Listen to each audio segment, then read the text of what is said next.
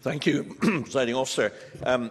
Much, if not most, of the £57 million which will be lost in non-redeemed, non-claimed deposits will be paid out and lost by those who can't or can't readily return bulky and heavy items, bottles, tins and cans, and these will predominantly include the poorest, those without a car, the elderly, mobility impaired, and rural and island dwellers who can't access a return point.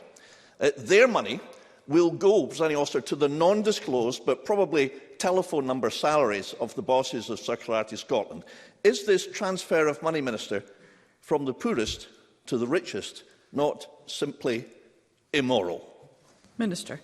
I think the member mischaracterises the scheme entirely. Every person in Scotland will pay the 20 pence deposit when they buy a drink in Scotland, when they buy a drink in the containers that are scheme articles, and they will get their 20 pence back when they return those articles. Accessibility to the scheme is critical to the success of the scheme, and we are working hard with Circularity Scotland and BIFA to ensure that every person in Scotland will be able to access the scheme and will be able to get their deposits back. Colin Smith. Thank you, Presiding Officer. Accessibility is important, and the Government took a decision recently to exempt small retailers from the online take-back scheme.